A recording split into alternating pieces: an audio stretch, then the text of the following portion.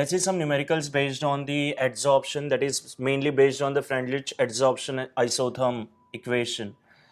The first numerical which we have, it is 3 grams of oxygen is adsorbed on 1.2 grams of charcoal powder at 300 Kelvin and at 0.7 atmosphere. Express the mass and the number of moles and the volume of oxygen at 300 Kelvin and 0.7 atmosphere and at STP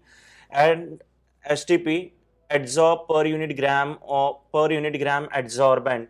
So here the oxygen is adsorbed on the charcoal. How much oxygen is absorbed? 3 gram is oxygen is adsorbed on 1.2 grams of charcoal.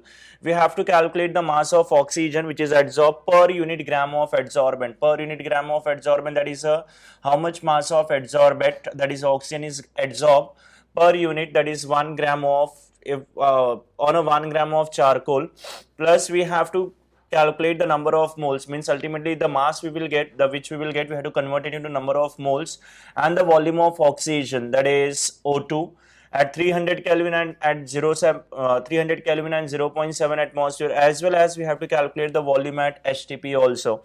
So let's start with the first numerical. So the solution for the first one.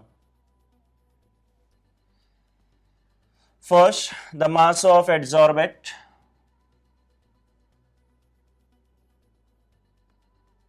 that is I can say O2 per unit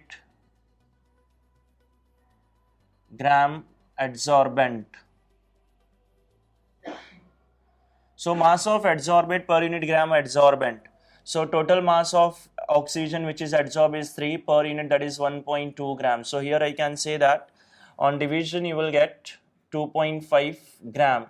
So this is the mass of oxygen which is absorbed per unit gram of charcoal. That means if I am taking a 1 gram of charcoal, then this much amount of oxygen will adsorb. Then second, we have to calculate the number of moles. So number of, that is same value, we have to convert it into number of moles. So for number of moles we have a formula. This value represent the mass of oxygen which is adsorbed by 1 gram of a substance, 1 gram of a charcoal. So number of mole is equal to 2.5 gram upon molar mass of oxygen, because it represents the mass of oxygen only. So 2.5 gram upon 32 will give you 0.078 moles. Okay. After number of moles, we have to calculate the volume of oxygen. So for calculating the volume, I will use here PV is equal to nRT formula, that is ideal gas equation. So from this I can say that volume is equal to nRT upon P. So N is equal to, here it is 0.078 into R. Here I can say that the pressure is given in atmosphere, and if the pressure is given in atmosphere, then R will be 0.0821 into temperature is how much? 300 Kelvin upon pressure is 0.7 atmosphere. So after all calculation we will multiply and divide, you will get a number that is 2.741. And when R value is taken as a 0.0821, then pressure should be in atmosphere, and the volume which we will get, it's going to be in a dm cube, or I can say in liter. So this is the volume of oxygen gas when the temperature is 300 Kelvin and the pressure is 0.7 atmosphere. In the question it is asked that pressure volume also at STP where the temperature and the pressure is different. So we'll use the same formula for calculating it at STP also. So volume is equal to nRT upon, again a pressure. So here N is equal to, I can write 0.078. R is again 0.0821. Temperature is, it's a STP. So it is going to be 273 Kelvin, that is 0 degrees Celsius, upon pressure is 1 atmosphere. After all calculation you will get a number 1.746 dm cube. So this is the volume of oxygen gas which is adsorbed at STP. This is the volume of a gas which is adsorbed on the charcoal at 300 Kelvin temperature and 0.7 atmosphere pressure. The next question, let's see what it is. The following data were obtained for the adsorption of carbon monoxide on 3 gram of charcoal. So here the 3 gram of charcoal is absorbing certain amount of carbon monoxide at 0 degrees Celsius and 1 atmosphere pressure. So here the pressure is given in millimeter mercury and the volume of a gas is given. At this pressure, the volume of gas adsorbed is this much. Once the pressure is increased, we know that the adsorption increases. So here the amount of gas adsorbed, that is a volume of carbon monoxide gas adsorbed, increases and becomes 31.4. Calculate the volume of constant, that is K and N. So here we have to calculate K value and N value. The pressure is given and the amount of carbon monoxide gas is given. So in that case, here I am going to use the formula, French adsorption isotherm formula. French adsorption isotherm formula. So let's use question number, the answer for the second one, that is the second solution.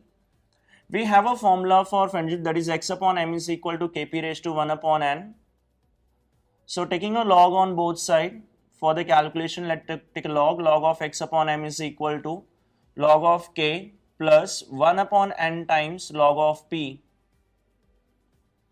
What term we have? We know the value of the mass of adsorbent, we have the volume of oxygen, we have the log of p, that is pressure also. So we have two data, so let us write the same thing for both the data. The first one, log of x, that is volume is given, so it is 18.6 upon 3 is equal to log of k. Log of k, it is, we have to calculate, plus 1 upon n log of p. P is pressure at this 18.6 is 200. Now this is equation number 1. Similarly, the second one, the log of the next value of the volume adsorbed is 31.4 upon the mass of adsorbent is again same, that is a 3 gram of charcoal, is equal to the log of k plus 1 upon n log of, it's a, instead of 200 pressure, now the pressure is 400. This is equation number 2. Now let's substitute, here we have to calculate k and n. So let us subtract both, since it is in a log form, so either subtract or add. So let I'm subtracting both so that both the equation can be clubbed. So the bigger terms, you can see that here this will give you the bigger value, so bigger number, bigger equation minus the smaller equation. So I'm subtracting equation 2, equation 1 from the equation 2. So let us subtract equation 2 minus equation 1. So during a subtraction, this will get cancelled because the subtraction is nothing but the division here, I can say. So I will get that log of 31.4. During a subtraction means you are somewhere you are dividing. So ultimately, as I said, this upon this. Subtraction means the division, it will become, so this upon this, 3 will get cancelled and you will get 31.4 upon 18.6 is equal to this minus this will give you 0. And here I will get 1 upon n log of common, it will be 400 upon log of 200. Okay, after this, log of 31 point this upon 18.6, on division you will get a number, log of 1.688 is equal to 1 upon n, this is nothing but 2, that is log of 2, and the log of 2 is nothing but 0.3010. Log of 1.688, it's a nothing but 0.2274 is equal to 1 upon n into 0.3010. Therefore, n is equal to, I can say that 0.2274, n is equal to here,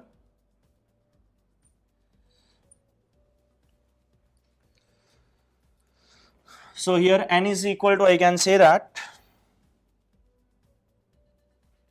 n is in denominator, so it will move to numerator, so we will get 0.3010 upon 0.2274.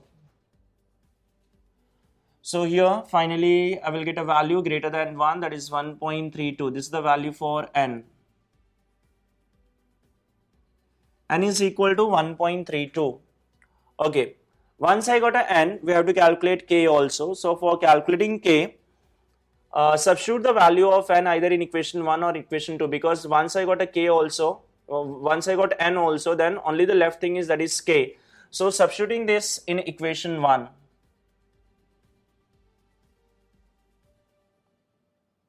it will be log of 18.6 upon 3 will give you log of 18.36 and 3 2 log of 6.2 is equal to log of k plus 1 upon n. Now n is 1.32 into log of 200. So here I can say that this is nothing but 0 log of 6.2 is a 7924 log of k, which we have to calculate, plus 1 upon this log of 200. Log of 2 is 0.3010, 200, so characteristic will be 2.3010 upon 1.32. So log of k is equal to, here we will have 0.7924 minus 2.3010 upon 1.32. So log of k, I can say that this will be equal to this minus the division of these two. So ultimately we will have a number that is bar 2.8212.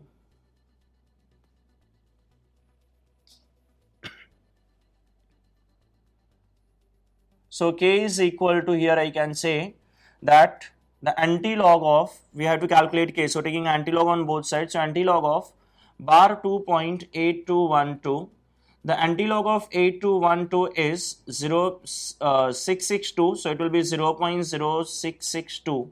The unit will be centimeter cube per gram. This is the value of k. So finally we got a value of k as well as the value of n. So sometime they ask the question based on surface chemistry, that is on Freundlich adsorption, isotherm, and such type of questions are asked in JEE or advanced exam. In advance, they may ask such type of question, whether the question may be asked for the value of k or the value of n with such type of data.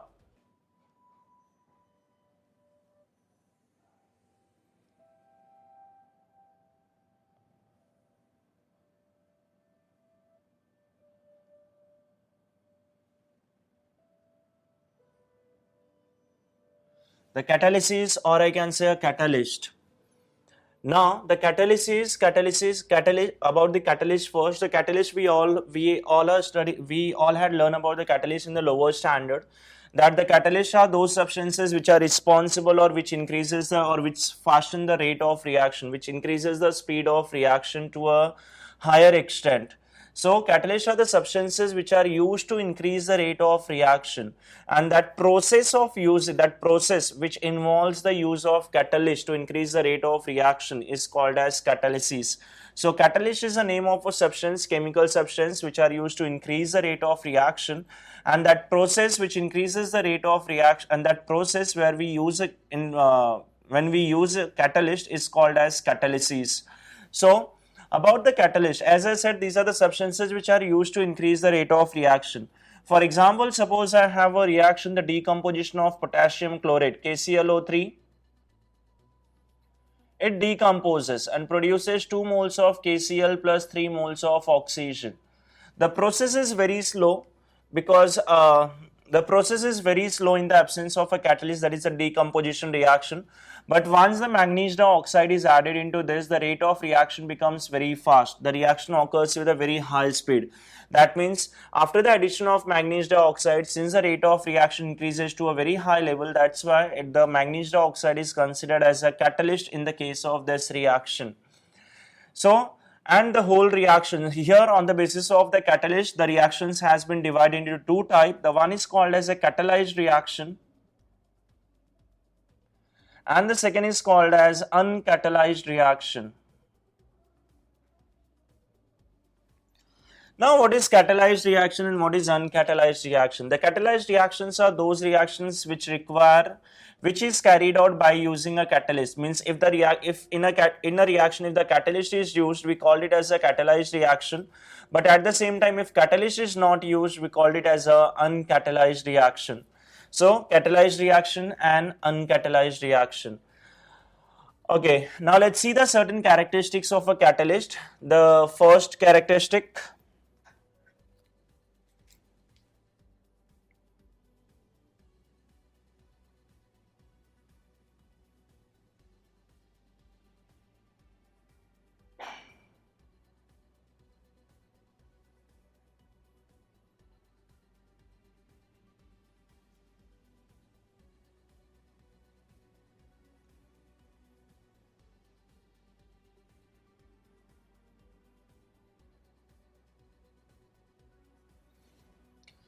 First characteristic. Catalyst takes part in a reaction but increases the rate of reaction. In lower standard, we had studied that the catalysts are the substances which increases the rate of which do not take part in a reaction and increases the rate of reaction. But here, without taking a part in a reaction, no one can increase the rate of reaction. So here we says that the catalysts are the substances which takes part in a reaction and increases the rate of reaction, but they never consume in the reaction. Means whatever the amount of catalyst is used in the beginning, at the end of the reaction, all the amount of catalyst we get back. So catalyst takes part in a reaction and increases the rate of reaction.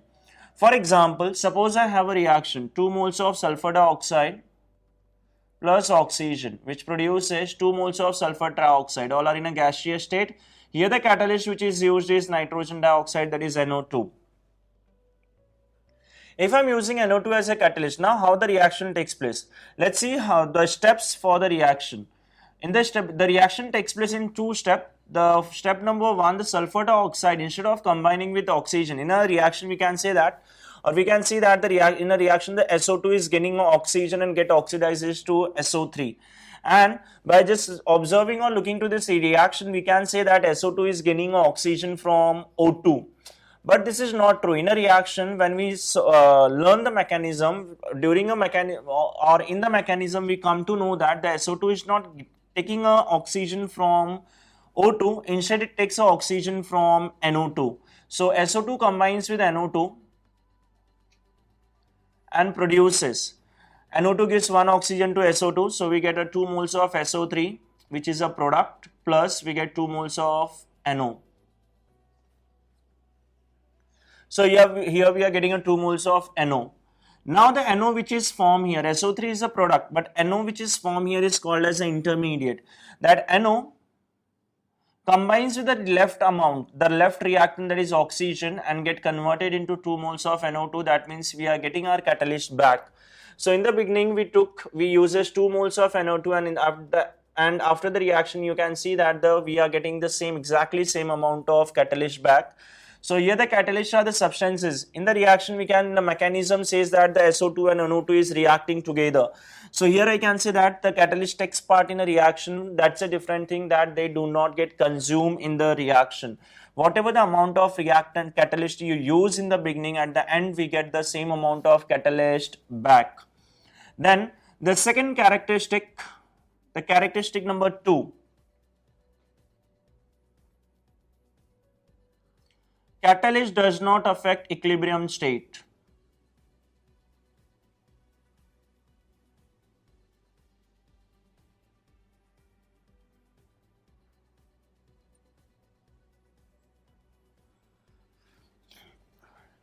Catalyst does not affect the equilibrium state. Equilibrium state means a point or the state at which the rate of forward reaction, the rate of backward or the reverse reaction is same. So here when the catalyst is added to a reaction which is already at a equilibrium state, then the addition of catalyst never affect the equilibrium state. That is, once you added the catalyst, the rate of forward and the rate of reverse reaction remains same. So catalyst does not affect the equilibrium state. Once before the addition of a catalyst, the rate of reaction was low, but once you added the catalyst, the reaction is already at equilibrium state, and once you added the catalyst, the catalyst increases both forward and backward reactions simultaneously. And since both forward and backward or the reverse reaction is increased simultaneously, that's why the equilibrium state remains as it is. So we say that the catalyst does not affect equilibrium state. Point number 3.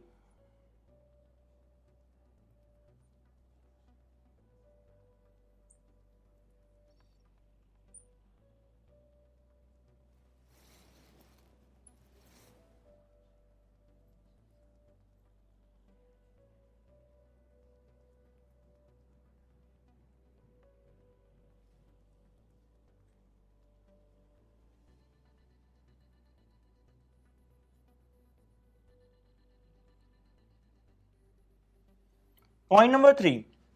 The small amount of catalyst produces considerable change in the rate of reaction. It's not like that if you wanted to increase the rate of reaction to a higher level, that means a very large amount of catalyst should be added. The small amount of catalyst is enough to increase the rate of reaction. If you are adding a small amount of catalyst also, it helps in the reaction. Again, we get the catalyst back. Again, it reacts and again it produces. So there is no need of using a very large amount of catalyst to increase the rate of reaction. A rate of reaction can be increases to a considerable level by adding a small amount of catalyst also. Then point number 4, that is a fourth characteristic. The question arises that how the catalyst increases the rate of reaction. What happens so that catalyst increases the rate of reaction? So in the case of catalyst, here if you will see the mechanism of this catalyst, the catalyzed reaction, how it takes place. Suppose we have a reactant, the reactant and catalyst is added, so we get an intermediate. That intermediate contains a reactant and catalyst, and that intermediate is highly unstable, and since this intermediate is unstable, so it directly split into the product and we get the catalyst back. So the reaction for this catalyzed reaction, this is the mechanism that reactant combines with the catalyst, produces an intermediate which contain reactant as well as a catalyst. In some cases the intermediate do not contain both the thing, but in some cases contain both the things. And being unstable, the intermediate which is formed is unstable, so being unstable, it decomposes into product and catalyst. If it is not unstable, then they are heated so that the product and catalyst we get, that is whatever the reactant we have, it get converted into product. Okay, now point number 4, that is question arises that how the catalyst increases the rate of reaction. Actually what happens so that the rate of reaction is increased after the addition of catalyst. So when the catalyst is added,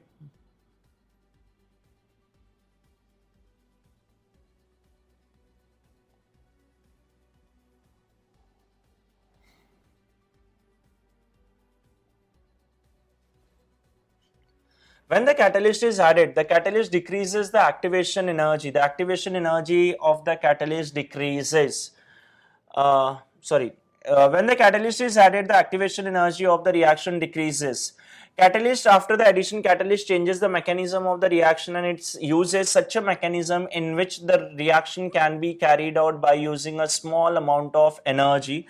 And since the catalyst uses that mechanism which requires small amount of energy, that means the mechanism of the reaction has been changed. For example, let's see the same thing with the help of graph.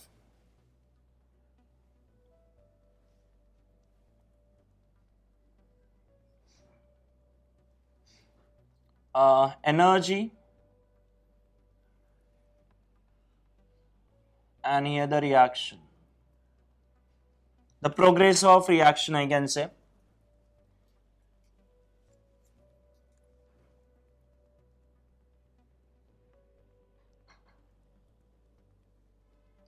This is the graph which changes during the progress of reaction. This is the energy of reactant and this is the energy of product.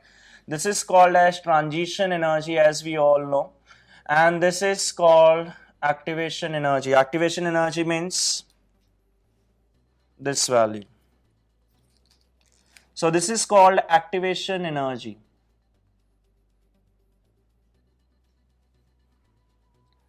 Now let us consider a reaction. I have a reaction like 2 moles of H2O2 which decomposes and produces 2 moles of H2O plus O2. This is the reaction. 2 moles of H2O2 decomposes and produces 2 moles of H2O plus oxygen. When the reaction is uncatalyzed means when I am not using any catalyst, the activation energy required is 76 kilojoules per mole, means so much amount of energy is required to convert the reactant to product. So this is the reactant, this is transition state. If the reactant want to get converted into product, it have to cross this barrier. And to cross this barrier, this is the already, suppose this is the value 20 kilojoules. And this is 76 kilojoule for H2O2. So this much extra amount of energy is required, that is approximately 56, this is not 76, it's 96 kilojoule. So this much amount of extra energy is required to convert a reactant to product, that means approximately 76 kilojoule for this example. So Once the reactant get this much amount of energy, its energy will goes on increasing and it will get converted into product. But suppose if the 76 kilojoules of energy is required, that means more heating is required. At the same time, this is called average energy of the reactant. Average energy means it's not like all the reactant molecule is having this much amount of energy. Some reactant is having this much energy, some are having 15, 25 kilojoules, some have 30 kilojoules, some have 32, 35, 40 kilojoules, some are having 70 also. But the reactant, only those reactant which have energy 96 kilojoule or more than this get converted into product. So for a reactant whose energy is 20, if it want to get converted into a product, this require how much extra energy? That is 76 kilojoules of extra energy is required. Once it gets that much amount of energy will get converted into product. So that means at this particular time the reactant which is having less energy, less than 7, that means 96, less than 96 kilojoule, they will not get converted into product. Suppose here I added a iodine ion, the iodine ion which is acting as a catalyst here, and when the iodine ion is added, this value decreases from 76 kilojoule, it becomes 57 kilojoules per mole. So once the value becomes 57 kilojoules per mole, that means the activation energy has reduced. So the graph will be something like this now. 57, this is the 76 kilojoule.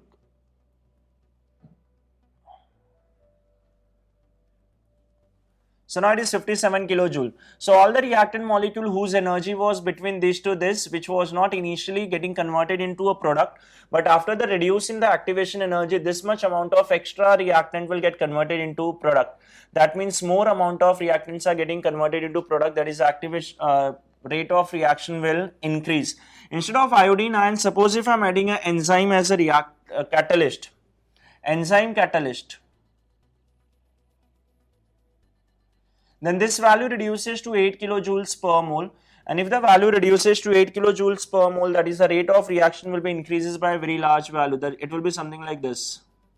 So all the reactant molecule which was not getting converted into product, having the energy from here to here, they all will get converted into a product. And since the large number of reactant molecules are getting converted into a product, that means the rate of reaction will be increases by a very, very high value. Let's see the second graph, which again explain the change in the how the rate of reaction is affected by the changing in the activation energy.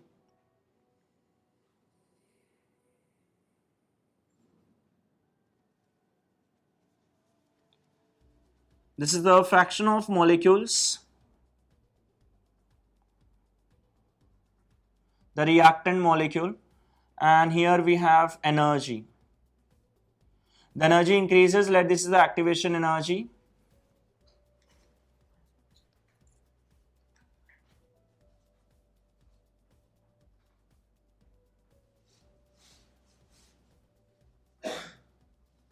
So we have this graph. The energy, that means how many fraction of molecule, the fraction of majority of the molecule, the higher fraction of the molecule is having this much amount of energy, which is less than activation energy. So majority of the molecules are having a very less energy compared to the activation energy. This is activation energy represented by EA. So only those fraction of molecule will get converted into product which have energy either greater than activation energy or equal to activation energy. That means only those reactants which have either this much amount of energy or more than this. So here I can say that fraction of molecule having activation energy is very less, and hence a very small number of reactants are getting converted into product. But what happens when the iodine is added or when the enzyme is added? That is, activation energy decreases. And activation energy decreases. So suppose now this is the new activation energy. So the new activation energy means now this much amount of extra reactants are getting converted into product, and the fraction of molecule which is getting converted having activation energy has been increases by this value. So here I can say that on increasing on the addition of catalyst, the activation energy decreases, and due to which the rate of reaction increases. Then after that, the fifth point which we have,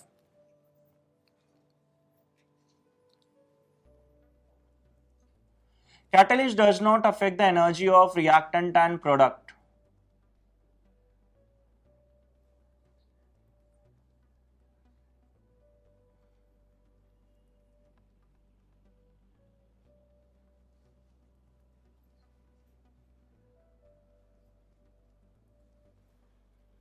So we have the fifth characteristic, that is the catalyst does not affect the energy of the reactant and the energy of the catalyst. It means the catalyst does not affect the delta H value of the reaction. Here the delta H is nothing but the energy of product minus the energy of reactant. Here we have the three graph, 1, 2 and 3, and in all the cases you can see that the energy of the graph start with the same point and ends with the same point. That is, the energy of reactant and the energy of the product remains same, or I can say activation, the delta H value, that is the difference between the energy of reactant and the energy of product. In all the cases it remains same, that is delta H remains same.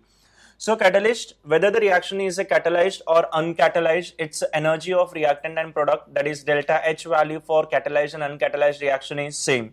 Then point number 6 which we have, that is a sixth characteristic, is about the catalytic poison.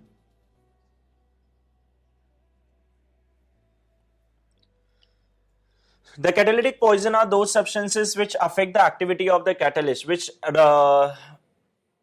destroy the activity or action of the catalyst in the reaction. Means the catalyst increases the rate of the reaction by taking part in the reaction, but when there is a catalytic poisons are present, the catalyst does not increases the rate of reaction. So these are the chemical substances.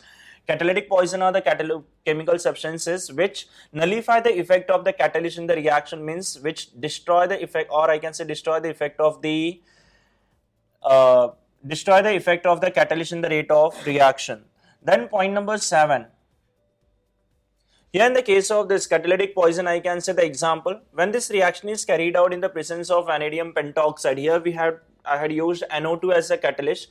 The reaction can be done by using a vanadium pentoxide. So when this reaction is carried out in the presence of vanadium pentoxide, then the presence of arsenic or any oxide act as a poison for the reaction, poison for the catalyst vanadium pentoxide. So in that case, before carrying out the reaction, the catalyst as the reactant, that is a sulfur dioxide and oxygen, undergoes a large number of refining process, and then the reaction is carried out. The refining is done only to remove such type of substances if there is present. Then point number 7. The catalyst, meantime the catalyst is added in the beginning of the reaction, while sometime it is added in between the reaction. That is, catalyst may be considered as if the catalyst is added in the beginning of the reaction, then it is called as an initiator of the reaction.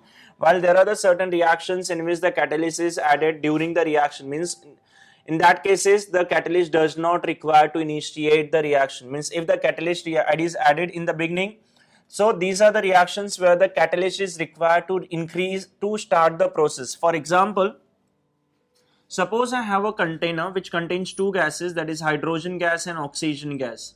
These two gases are present inside the container. Keep these two gases in a container for years. Nothing will happen between the H2 and O2. But once a small file of platinum is added, the reaction will start with a very high speed.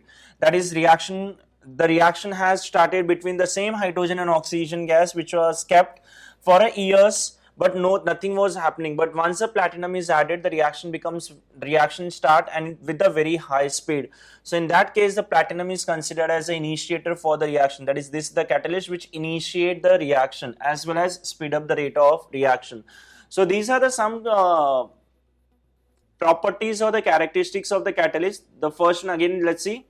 It increases the rate of reaction, takes part in the reaction but does not consume in the reaction. This is the, I can say, that is a mechanism for a catalyst where the catalyst combined with the reactant produces intermediate which decomposes and produces product, and the catalyst which was added in the beginning, we get it back.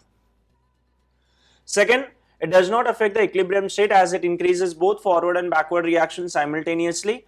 Third, small amount of catalyst produces a large change in the rate of the reaction. How it increases the rate of reaction? Then I can simply say that catalyst increases the rate of reaction by decreasing activation energy. Catalyst does not affect the energy of the reactant and product. That is, whether the reaction is a catalyzed or uncatalyzed, its energy of reactant and product, that is the delta H value, remains same. And then point number 6, it is a catalytic poison. There are certain substances, chemical substances in a reaction which affect or which destroy the action of a catalyst, and such substances are called as catalytic poison. And point number 7, here the sometimes there are the certain reaction which the catalyst is added in the beginning of the reaction, and in those reaction the catalyst is considered as the initiator. Means if the catalyst is not added, the reaction doesn't start. In addition to this, we have the two types of catalyst. The one is called as a positive catalyst and the second is called as a negative catalyst. The positive catalyst are those catalysts which increases the rate of reaction, but the negative catalysts are those catalysts which decreases the rate of reaction. So we have two types of catalyst depending on whether the catalyst increases the rate of reaction or it decreases the rate of reaction. That's a different thing, that whenever we use the word catalyst, we generally consider positive catalyst, we does not consider negative catalyst. But keep in mind that there are the certain substances which also used to decrease the rate of reaction and they are considered as a negative catalyst. The next we are having the classification of colloids. The classification of colloid, here we have the different way of classifying, out of which, so here we are going to see the two three different way of classifying the colloids, out of which the first one is based on the dispersed phase, the state of physical state of dispersed phase and the dispersed medium. Now here the dispersed phase means the substance which is present in a small quantity, and the dispersed medium, that is a substance which is present in a large quantity. So based on whether the dispersed phase is present in which state, that means it may be present in solid, liquid or gaseous state, or dispersed medium state, that is again a solid, liquid and gaseous state. So depending on the state of dispersed phase and dispersed medium, here the classification has been done. So it is based on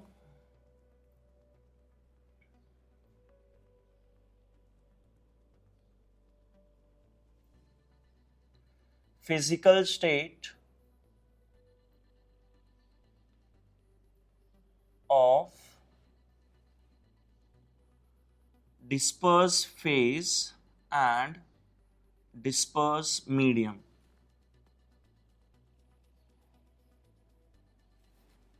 So here it is based on the class.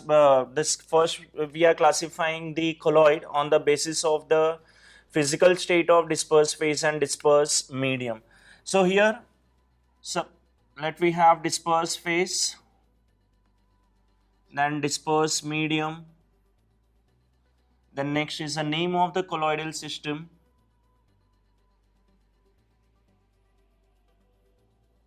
and then finally example of it.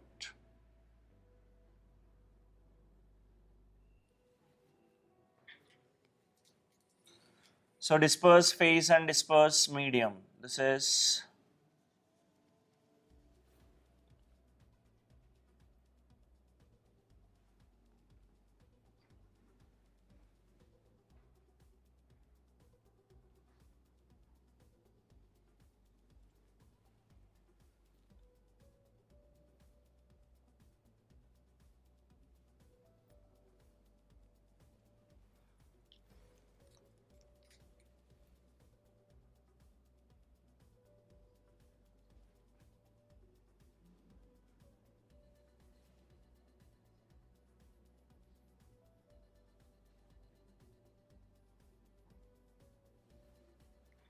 okay. Now let's say the classification. The dispersed phase, let it is in a solid state, and the dispersed medium is also solid.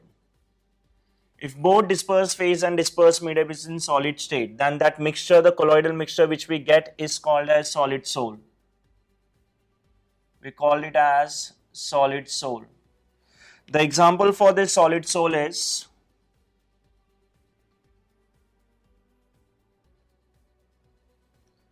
the example for this solid sol is ruby glass. It is a mixture of the ruby and glass. The colored glasses, where we mix a different colored glasses, all are in a solid state. So ruby glass, colored glass, or I can say gold in glass, mixture of gold and glass, and both are in a solid state.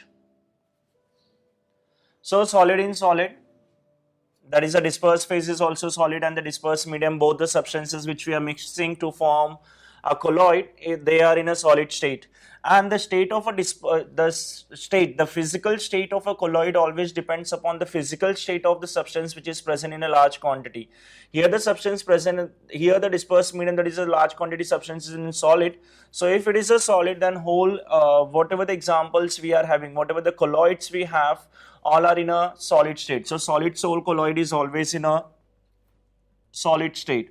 Second, let the dispersed phase is liquid and the dispersed medium is again solid. If the dispersed phase is the liquid and the dispersed medium is a solid, then the name of the colloid is, it is called gel. It appears like a semi-solid form. The example I can say,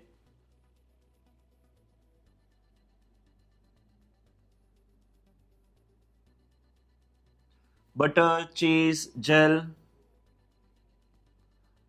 jellies, boot polish, etc. So these all are the substances, and they all are in a gel form, or they all are in a semi-solid form, I can say, and which is a mixture of the liquid in solid. Means a small amount of liquid, some particular type of a liquid is dissolved in a large quantity of solid. Then third, dispersed phase may be in a gaseous state, and the dispersed medium is again a solid. This is called solid form. When a gas is dissolved in a solid, the colloid, the colloidal system is called as a solid form.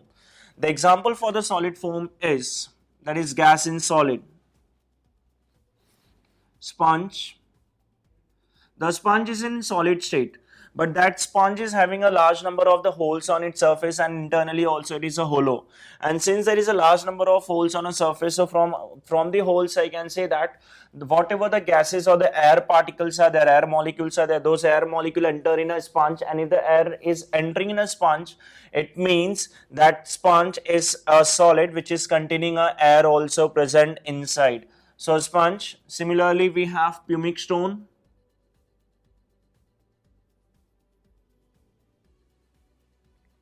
Pumic stone. The pumic stone is also like it is a stone which contains again a large number of holes on its surface. So from those holes again I can say that the gaseous molecule enters inside the stone. So again that stone is not only the solid, but it also have the some gaseous molecule which are trapped inside the stone. So pumic stone is another example for the gas in solid, that is a solid form. So here we completed all the possibilities for all the possibilities if the dispersed medium is in solid state. Now let's see if the dispersed medium is in liquid state. So first possibility, solid in liquid.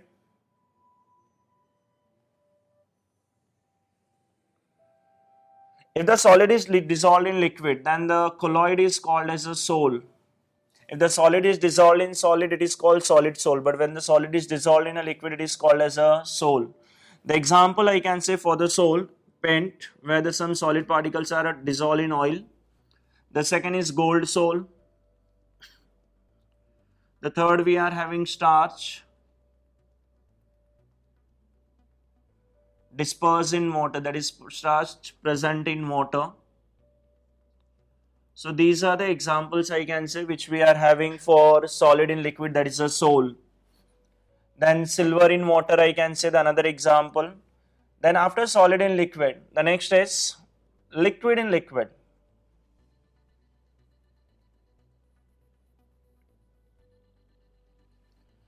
If the liquid is dissolved in liquid, then it is called as emulsion. So emulsion, it is a colloidal system where the dispersed phase and dispersed medium both are liquid. But there is again one more condition. The condition is that both the liquids should be immiscible. That means that liquid which we are mixing, it should be immiscible liquid. The reason, if the liquid is going to be miscible, if both the liquid is miscible, then they form a homogeneous mixture and they comes under solution.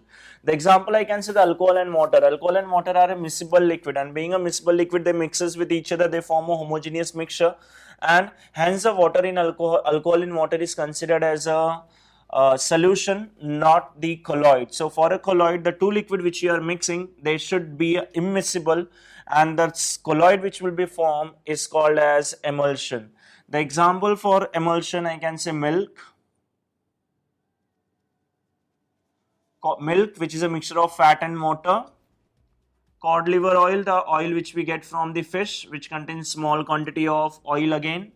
Sorry, small quantity of water also. Then the next is solid, liquid, and then gaseous state. The gas is dissolved in again a liquid.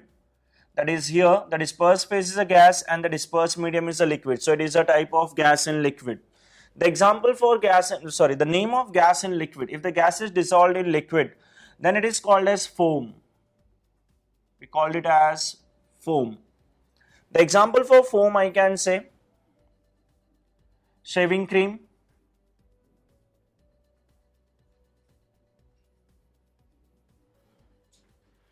now we get a shaving cream in the form of a foam also. In a market we get it in the form of foam. Now that foam, that means it is a spongy type, and from that foam we can say that in the foam some air molecules are forced, and if in a foam there is an air molecule, by passing an air molecule only it is made spongy. So shaving cream. The next is whipped cream. Whipped cream, I can say simply that is a cream which we use on cake for making a design or for writing a name. Then next is, so for the liquid all possibilities are over. If it is a gas, so next is for gases. Solid is dissolved in a gas. Solid, if the gas is a dispersed medium, then it is called as aerosol. The example for solid in gas, I can say smoke. Smoke is the example for the solid in gas. The solid in gas, where the smoke is contained, smoke, it is in a gaseous state and it contains the carbon particles, the carbon which is in a solid state present in a smoke. Then next is a dust storm. That is the dust particle which are always suspended in the air. We are always surrounded by the large number of dust particle which is continuously present in the air. So dust storm. Those dust particles are currently invisible, but when a small hole is made on a roof, then when the sunlight comes into the room, then from inner sunlight we can observe those dust particles which are continuously suspended in the air. So we are talking about those dust particles. Then after that, the next is liquid in gas. Example for the name of the colloidal system is again aerosol. The example for liquid in gas is fog, mist, cloud, etc. Where in all the cases the gas is in a large quantity and the liquid is present in a small quantity. So we have these 8 types of a colloid. The third possibility for the gas, this one, that is a gas in gas, is not possible, because gas in gas, it means you are mixing a 2 gases, and whenever we mix a 2 gases we always get a homogeneous mixture. So gas in gas never form a heterogeneous mixture, so gas in gas is not considered under colloid, because the colloid is considered as a heterogeneous mixture. Here whenever we have a dispersed medium as a gas, whether a dispersed phase is solid or liquid, the name is called as aerosol. So I can say if the dispersed medium is a gas, then it is a aerosol. Now in the case of this, in these 3 cases the dispersed medium is a solid. So in these 3 cases, whatever the examples we had considered, you can see that they are going to be in a solid state. Here the dispersed medium is a liquid. So whatever the example we had considered in these 3 categories, you can see that those examples are in a liquid state at a room temperature. And here whatever we are having, it is in a gaseous state at a room temperature. So the state of a colloid depends upon the state of a dispersed medium. If the dispersed medium is in a solid, colloid is going to be a colloid. If the dispersed medium is a liquid, colloid will be a liquid. And the dispersed medium is a gas, then colloid will be a gaseous state. So this is about the classification of the colloid based on the physical state of dispersed phase and dispersed medium. So on this basis we have total 8 types of colloid: solid sol, gel, solid foam, sol, emulsion, foam, aerosol and aerosol. Sol doesn't consider it as a solution. The sol, this is the only word, S-O-L, that is sol. So once I use the word sol, that means the solid is dissolved in liquid. Here we are going to learn about the 2 more, mainly about the 2 colloids, that is about the sol and about the emulsion. Now let's see, after the based on the class, we did the classification based on the dispersed phase and the dispersed medium state. Now let's see the second classification. So the classification is now, it is based on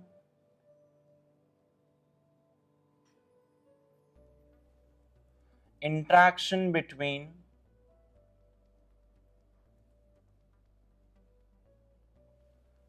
disperse phase and disperse medium.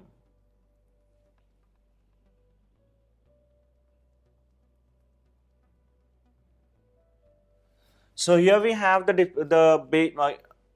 we are now classifying the colloid on the basis of the interaction between the disperse phase and disperse medium, means whether there is a strong interaction between disperse phase and disperse medium or weak interaction between the disperse phase and disperse medium. Now let's see here. So on the basis of this, we have the two types of colloid. The one is called as lyophobic colloid, and the other which we have, that is B, it is called as lyophilic colloid. So we have two types, the one is called lyophobic and the second is called lyophilic colloid. Now let's see what is the difference between both. In case of lyophobic colloid, this is a colloid which is containing a disperse phase and disperse medium. These are the solute particles, I can say. Lyophilic.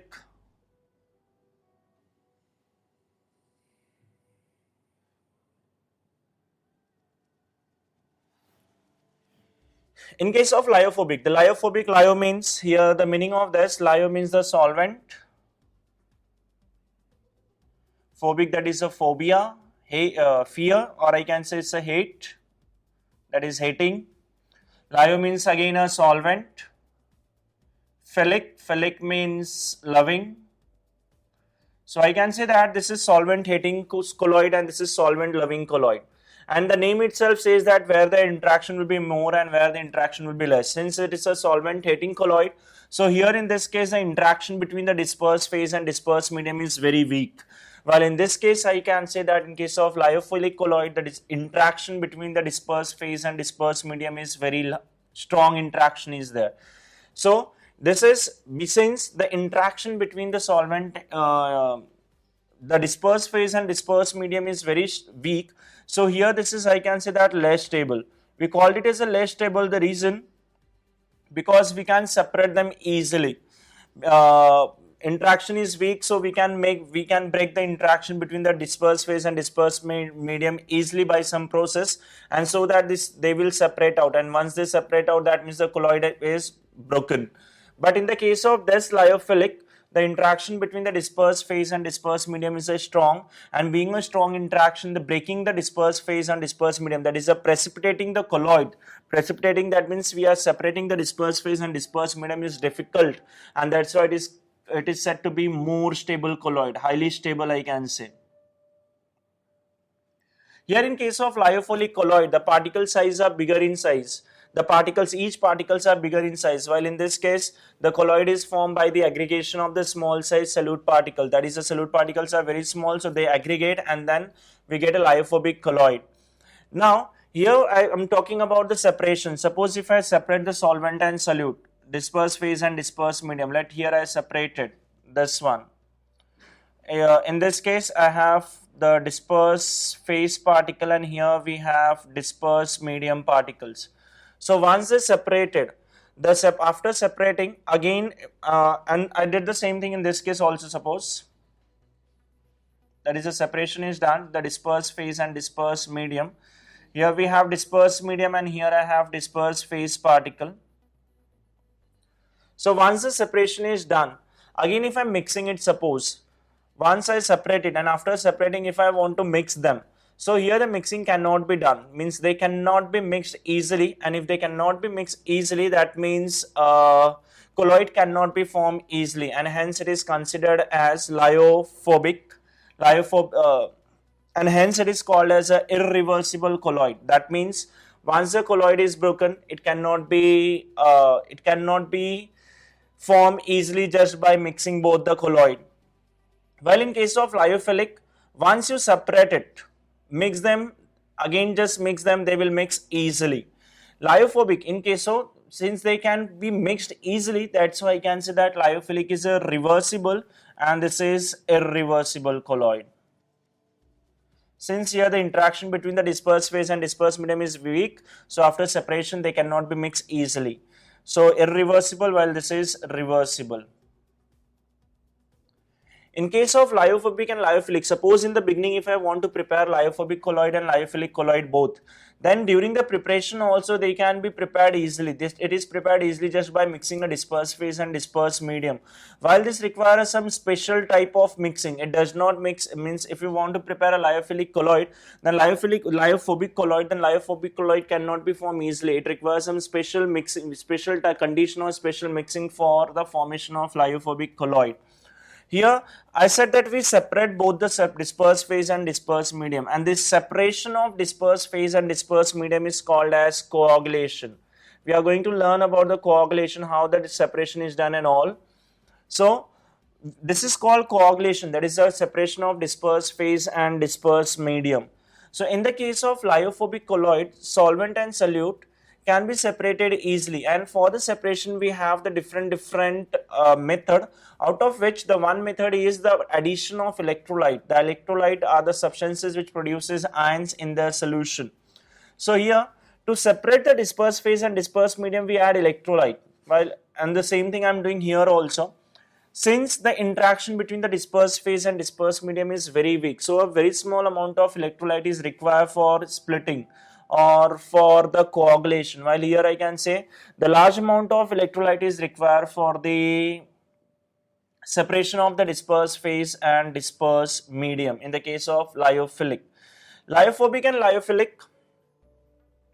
In case of lyophobic, I can say that here the properties of dispersed phase, let's talk about the properties of the dispersed phase and dispersed medium. Suppose initially I was having a dispersed medium only, that is only solvent. I measure certain physical property of the dispersed medium. Then I add certain amount of solute, that is I added dispersed phase. And once I added a dispersed phase means it becomes colloid now.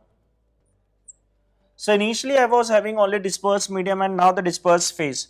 I measure some physical properties of dispersed medium, some physical property. Now, whether the property of the dispersed medium will remain same or how much the property of the dispersed medium will get affected, it totally depends upon the interaction between the dispersed phase and dispersed medium.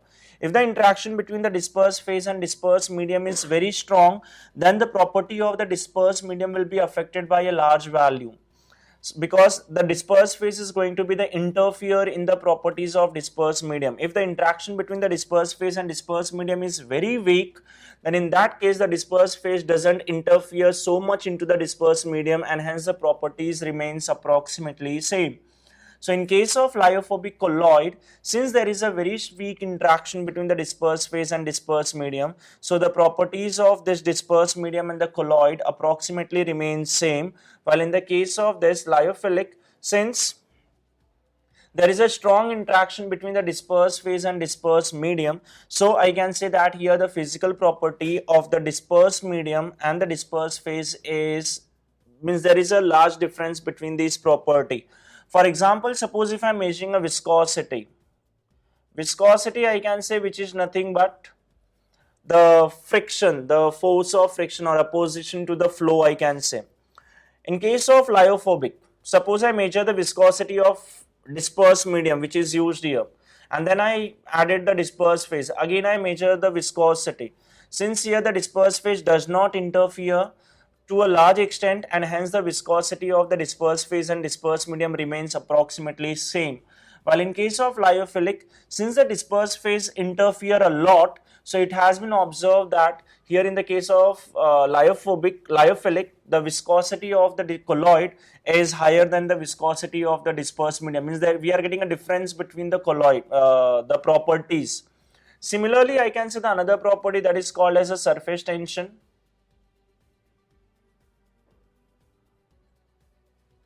Surface tension. The surface tension, Here in the case of again a physical property, here in the case of this, I can say that since again the interaction between the dispersed phase and dispersed medium is very weak, so surface tension value is approximately same for the dispersed medium and for the colloid. But in the case of this, when the dispersed phase is added and since the dispersed phase interfere is more, so the property is affected by large value. That is, there is a large difference between the surface tension of the dispersed medium and the colloid. So these are the two different types of a colloid, I can say, on the basis of interaction between the dispersed phase and the dispersed medium. That is a lyophobic, solvent hating, lyophilic, that is solvent loving. Weak interaction, strong interaction. Now the next, that is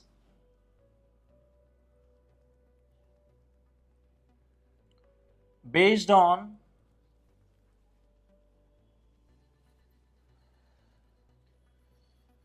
the number of atoms or molecule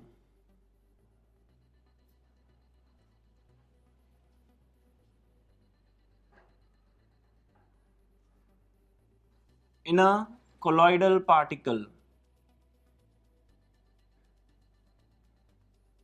Colloidal particle means here I am saying that it is means we are talking about the dispersed phase particle.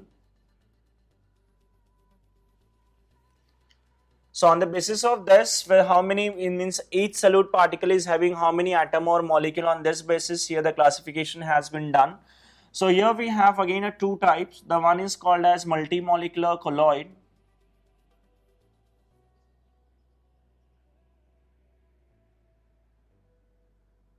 and the second is called as macromolecular colloid.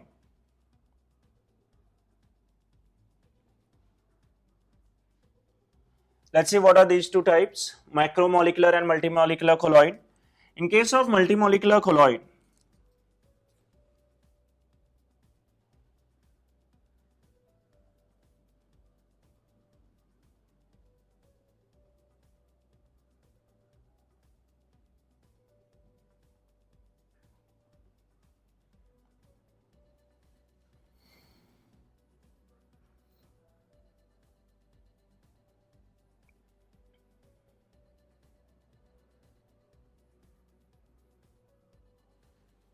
okay.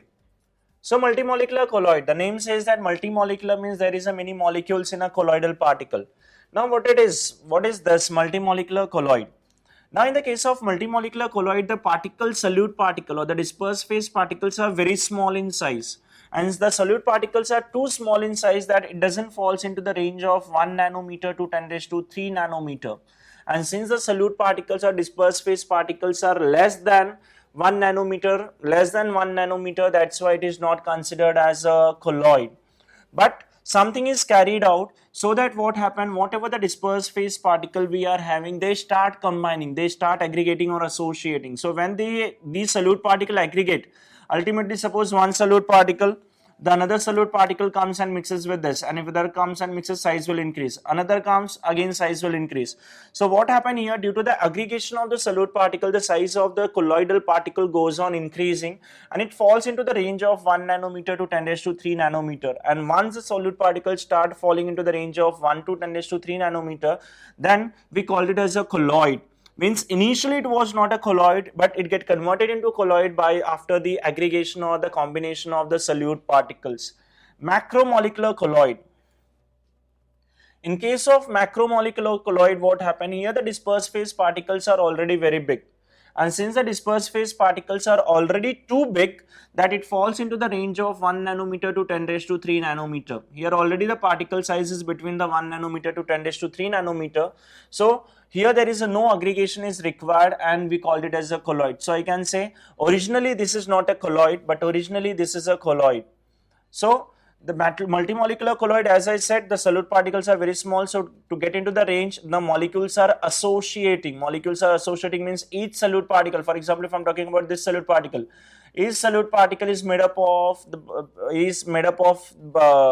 or it is formed by the combination of the large number of the small size, the dispersed phase particle. But in this case, since there is a no such association is required and the molecule size is already big, that's what is called as a macromolecular colloid. So here we have these two types of the colloid based on the size of a solute particle, depending on the number of atom or molecule in a colloidal particle, that is a multimolecular colloid and macromolecular colloid. So here we classify the colloid into different types based on the three conditions or three criteria. The first one, based on the physical state of dispersed phase and dispersed medium, where we see that there are total 8 types of colloid. Then next we did based on interaction between dispersed phase and dispersed medium, where we say that there are 2 types of colloid, lyophobic and lyophilic, and the third is based on the number of atom or particle molecule in a single colloidal particle. On this basis we have 2 types of colloid, that is a multimolecular colloid and macromolecular colloid. So this is about the classification of the colloid. The next we are having the preparation of the sole, the different method which we use for preparing a sole. Now we know that there are the 2 different types of a colloid, that is one is called as a lyophobic colloid and the second is called as a lyophilic colloid. The lyophobic colloid, where the interaction between the dispersed phase and dispersed medium is very weak, while in case of lyophilic colloid the interaction between the dispersed phase and dispersed medium is very weak, while in case of lyophilic the interaction between dispersed phase and dispersed medium is very strong. So I can say that preparation of lyophilic is not a very difficult task, because the lyophilic colloids can be prepared easily by mixing the dispersed phase and dispersed medium. Just you take a dispersed phase and take a dispersed medium, mix them, they will easily form a lyophilic colloids, where they, because of the strong interaction between the dispersed phase and dispersed medium. The problem arises when we have to prepare a lyophobic colloid. Lyophobic colloid, where the interaction between the dispersed phase and dispersed medium is not too strong. That's why here the preparation, the dispersed phase and dispersed medium do not mix as easily with each other. So in such cases we have to prepare them by different methods. So we have a various method for the preparation of the colloid. So here mainly we are talking about the preparation of dispersed phase lyophobic colloid, the preparation of lyophobic. For the preparation of lyophobic colloid, we have the 2 different methods. The first one is called condensation method.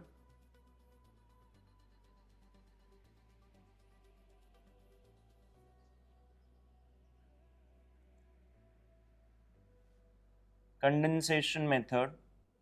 And the second we have dispersion method.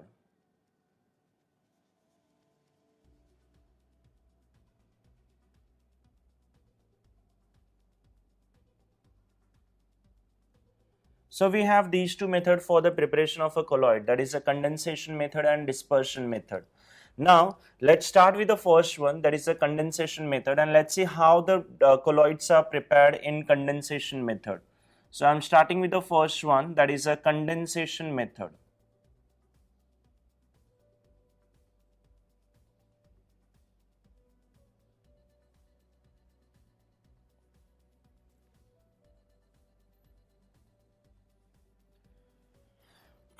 Now in condensation method also we have the different methods for the preparation of the colloid.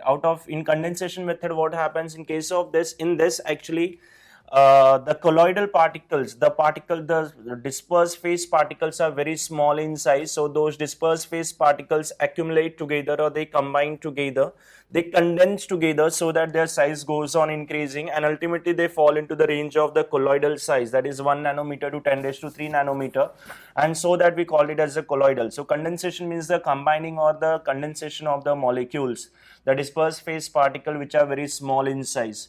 So for the condensation we have a different method, out of which the first one which we have is a oxidation reduction reaction.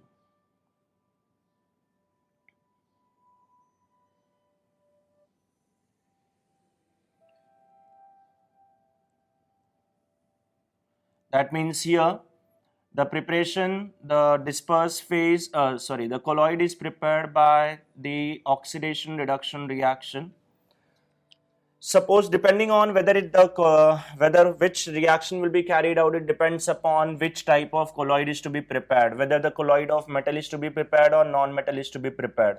If you wanted to prepare a colloid of a non-metal, then here the compounds of a non-metals are oxidized. That means the oxidation reaction is carried out so that we get a colloid of a non-metal. But if you want to prepare a colloid of a metal, then here we prepare the colloid of a metal from its compound, where the compound of a metal is reduced, so that we get a colloid of metal. Example, I can say, suppose I wanted to prepare a colloid of a sulfur. The colloid of a sulfur, the sulfur is a non-metal. So for preparing a colloid of a sulfur, we treat it with bromine, Br2. So when H2S is treated with the bromine, then what happened during the process? This H2S, it is a compound of a sulfur which undergoes oxidation process. H2 combines with the bromine and we get HBr plus the sulfur is left behind. The sulfur is left behind the solution and we get a sol of the sulfur. The sol, that is, what is sol? The sol means it is a colloid in which the dispersed phase is a solid and the dispersed medium is a liquid. That means I can say simply that the solid is dissolved in liquid. So when H2S is treated with a bromine, we get HBr and sulfur. The sulfur left in the solution, that sulfur molecules get suspended. Here I said here this sulfur is undergoing reduction process. The reason, because here hydrogen is +2, +1 each, and sulfur is so -2. But in this case the sulfur is 0. It means the sulfur has oxidized. Similarly, the oxidation can be done instead of bromine. I can use SO2 gas also. So when it is treated with the SO2 gas, we get H2O, and again the sulfur is left.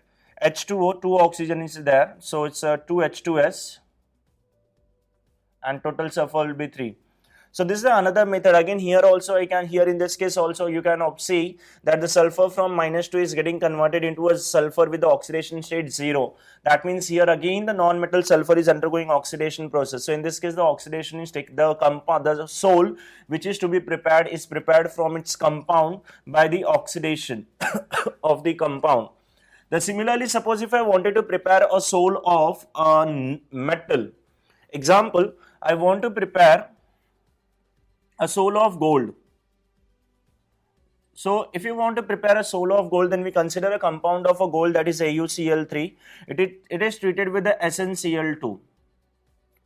During a reaction, this chlorine get combined with the Sn, so we get SnCl4 plus the gold is left behind. Now in this case you can see that each chlorine is a -1 being a halogen, so gold is going to be a +3.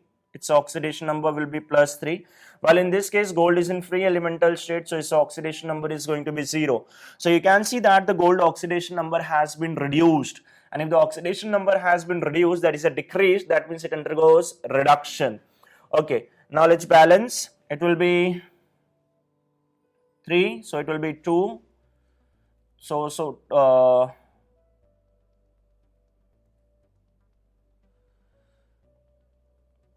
So total chlorine is 12, so it is going to be 3.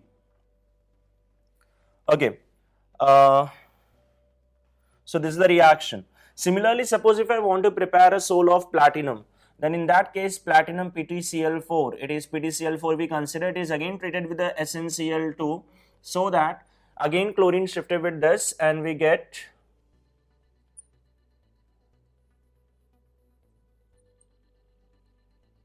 and plus platinum is left behind. Platinum is left behind, that means we get a sol of platinum. Now in this case also you can see that the chlorine from oxidation of platinum from oxidation number -4 has oxidized from +4, it has reduced to 0. So I can say that the first, if you want to prepare a sol, of metal or non-metal, then here we can prepare it by making a reactions with its compound, with the reducing agent, or I can say with some oxidizing agent. If it is a non-metal compound, it undergoes oxidation, and if it is a metal compound, then it undergoes reduction. So this is the first method which we have for the preparation of the colloid by the condensation, that is involving condensation process. The second one which we have, the second method is hydrolysis.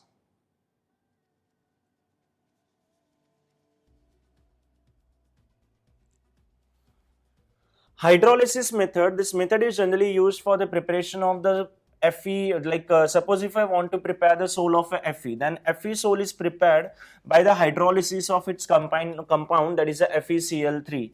So suppose I have FeCl3, it is dissolved in water. So when FeCl3 is dissolved in water, we get FeOH thrice plus HCl. So the FeOH thrice which we are getting, it will make a sole. That means ultimately we got a colloid. So FeCl3 plus 3 moles of H2O will give you FeOH thrice plus 3HCl. Means here again the process is, it's again involves the reaction only, that is a hydrolysis reaction. Then after that, the next method which we can use is again involves some reactions only, that is double decomposition reaction.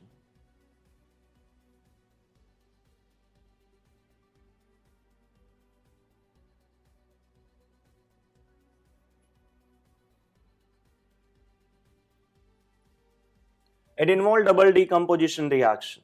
Now, double decomposition reaction means where the ions of a two compound exchange with each other. For example, suppose if I want to prepare the sole of As, arsenic. So, arsenic sole is prepared from AH2O3. AH2S3 is treated with hydrogen sulfide, that is H2S. So, when it is treated with the H2S, then what happens is a sulfide ions exchange with the oxygen, means this oxygen come here and the sulfide come here. So both ions are getting exchanged. So ultimately here I will get AH2S3 plus H2O.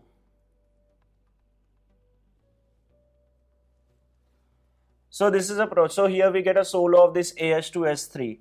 This is the third method which we use for the preparation of the colloid, by that is a double decomposition, which again based on the principle of the condensation method. Then after the double decomposition, the fourth method which we have is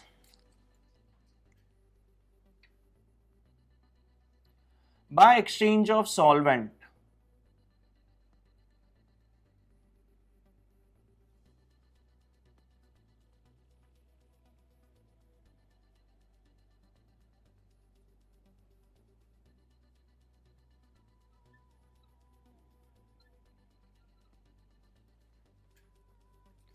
This is the fourth method which we have for the preparation. Exchange of solvent. Now by exchange of solvent means what we do in this case.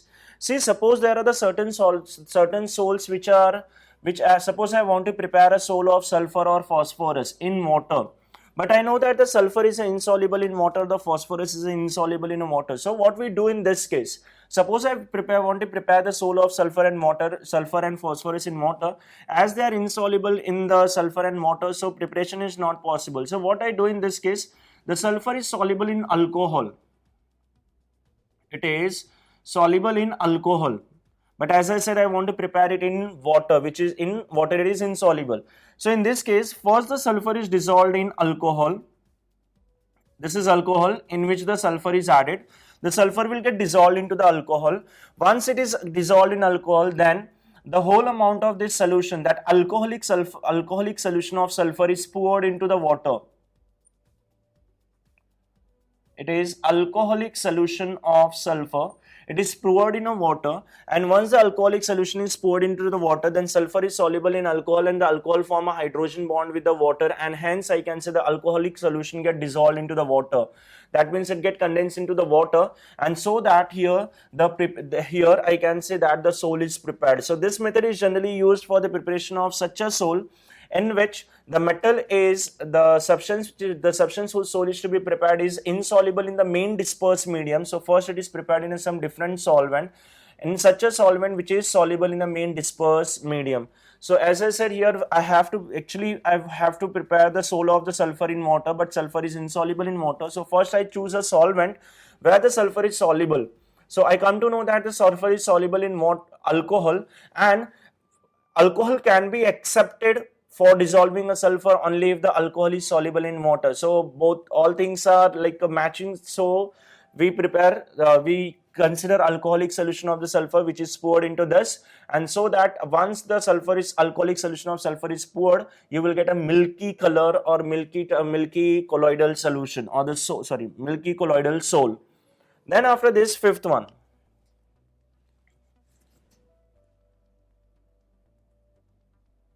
by changing physical state,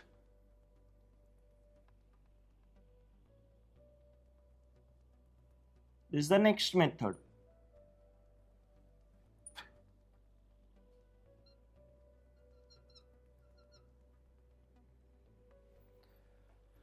By changing physical state, here the physical state of the substance is changed. In this case, what happens? Suppose I want to prepare a sol of mercury or sometimes the sol of sulfur in water. So as I said, sulfur is insoluble in water, the mercury is insoluble in water. So being they will not easily disperse in, or they will not get easily suspend into the water. So in that case, if you want to prepare the mercury or the sol of sulfur in a water, then what we do here, we consider the vapor of the sulfur or mercury. Mercury at a room temperature is in liquid and sulfur is in solid state. So we are changing the physical state here. If you will see, we are considering a mercury and the sulfur in vapor state, and that vapor of the mercury and a sulfur is passed through a cold water. So suppose this is the cold water taken in a container. In this cold water, we add the mercury, and if I want to prepare of mercury, then mercury, or if you want to prepare a sulfur, then sulfur. Then mercury, the vapor of the mercury is passed through this, and when the mercury vapor is passed through this, then ultimately mercury mixes with the water and it remains in a suspended, so that a colloidal sol is prepared. So if the particular substance is not soluble in a stable state at the room temperature, in its stable state at room temperature, then in that case we change the state of that particular substance and then we try to prepare a sol. So these are the methods, different methods which comes under condensation method, where the sol particles are aggregate, the dispersed phase particle aggregate and form a colloids. So the first one, the next we are having a dispersion method. So now let's start with the dispersion method. What is done in case of dispersion method? That is second one now, dispersion method.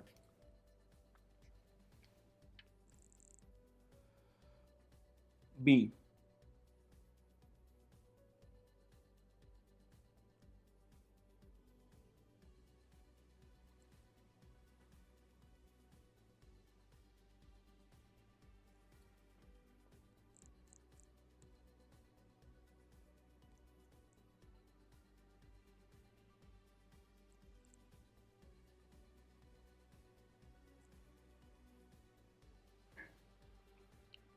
So next we are having a dispersion method for the preparation of the sol.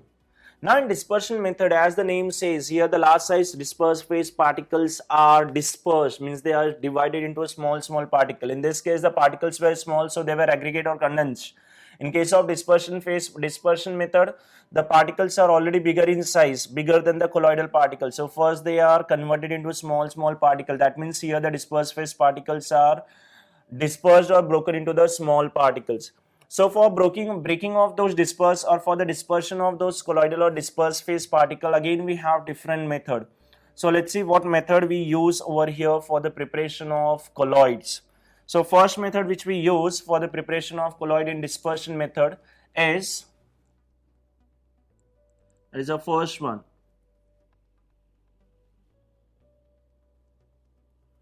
dispersion by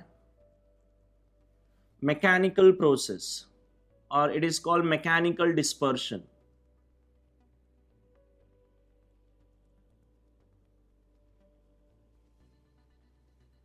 So dispersion by mechanical method.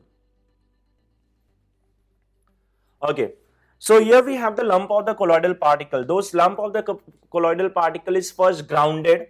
Once it is grounded, it get converted into small crystals, that is a small crystals like particle, right? Once after that, after the grinding also, the dispersed phase particles are not, we are not getting a very small size particle which is required. So in this case, the substance which is to be, whose sol is to be prepared, is first grounded.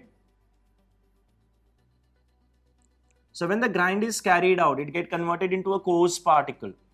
The coarse particle, that is a small size, like a crystals, like a particle, small crystals like a particle. Then it is mixed with a dispersed phase. It is, sorry, dispersed medium. And after mixing it with the dispersed medium, we get a colloid. But that colloid doesn't have the small size dispersed, means the particle size is still not too small that we can call it as a colloid. So this mixture which we are getting, that mixture passed through a colloidal mill.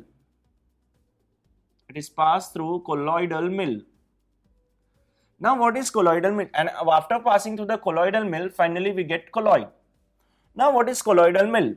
Colloidal mill in this diagram, that means you can see in this animation here, you can see the colloidal mill contain the two plates, the two round plates, and those round plates are placed very near, very close to each other. That means they are very close to each other. There is a very small gap between those two colloidal between these colloidal plates, and these colloidal plates rotate in an opposite direction. So the dispersed phase part, the colloids which we got, that is the colloid which we got is added into between those two metal plate. The colloid whose size, colloid which is containing this coarse particle and dispersed medium, whose size is to be reduced, is placed between these two plates, and the plate start rotating with a very high speed in an opposite direction. Both the plates rotate in opposite direction, and the speed is very high, that is approximately 7,000 rotation per minute. So with such a high rotation, what happens, and since the plates are very close to each other, so the colloid, that is a dispersed medium plus dispersed phase particle which has been added, the dispersed phase particle is still crushed, and after that crushing, it get converted into a very small size. And after that conversion, that means after getting that small size part, means they are converted to in such a small size that fall into the range of colloidal, colloidal particle. So in this case, the substance is to be substance of which to be a sol is prepared, that is a colloid is prepared, is first grinded. After grinding, it get converted into coarse particle which is mixes with the dispersed medium, so we get a colloid. But that colloid is that coarse particle, that dispersed phase particles are not too small, which is to be required, so it passes through a colloidal mill. Colloidal means, as I said, in this case, in a colloidal means they undergoes again crushing, and due to that crushing, I can say that the size of the particle reduces. Okay, after, so this is the first one, that is a mechanical method. The second one is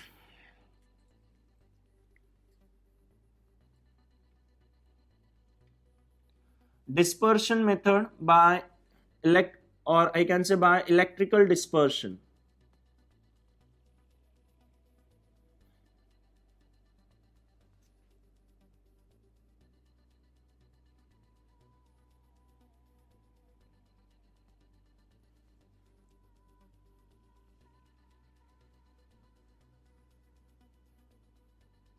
Or it is also known as Bredik's arc method.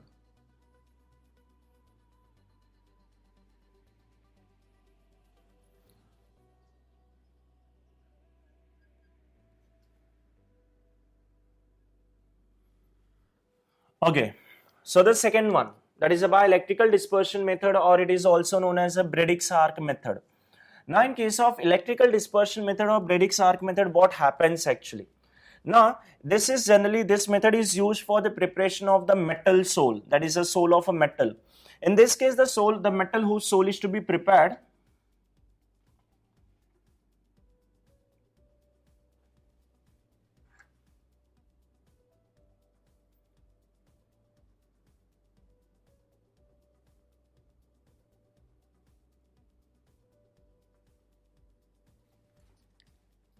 let's see the diagram for this. Then we'll see the same thing with the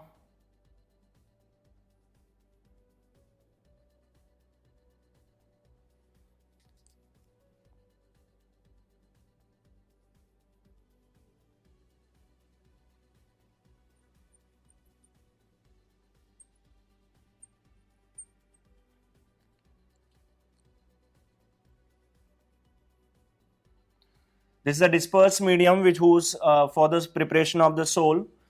Now, as I said,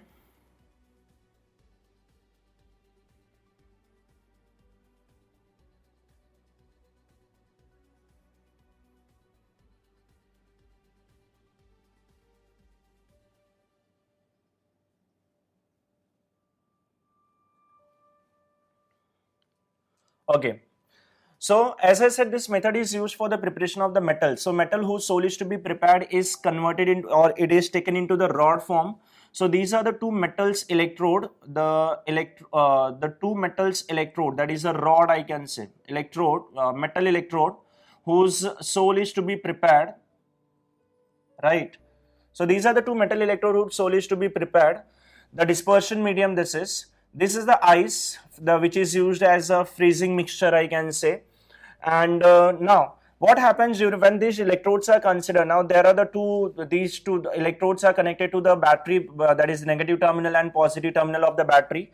These electrodes are slightly movable electrodes, and we all know that if I am using two rods, and from both the rods when some electricity is passed, and if I am joining those two rods, what happens when suppose these two are the metal rod and they are connected to the wire electricity, and if I am joining these two rods, what will happen on joining these two rods? The electrical arc, some spark is arised. So same thing happen here also. These rods are movable rods, means they comes into the contact with each other like this. They are like this, so they get into the contact with each other. When electricity is supplied, these two substances are getting into the contact with each other, so that spark is arising, and that spark is so high, or that spark generates so much amount of energy, so that I can say that this metal undergoes evaporation, and once the metal evaporate, then in the arrangement is done in such a way that one metal evaporate and then easily get condensed also, and the metal condensed means it get dispersed into the colloidal solution. It get dispersed into the dispersed medium, and finally we get a solution, or we get a colloid of the dispersion medium. So then third one, the third method which we use for the preparation is called peptidization.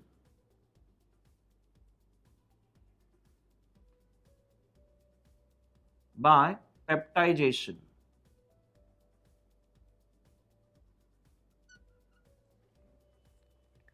Now what is this peptidization? The peptidization is nothing but the process in which a freshly prepared precipitate is treated with an electrolyte, so that we get a colloid, or I can say it is a process in which the colloid is prepared from a freshly prepared or just prepared precipitate by passing electrolyte through it. For example, suppose here I have the precipitate of Fe.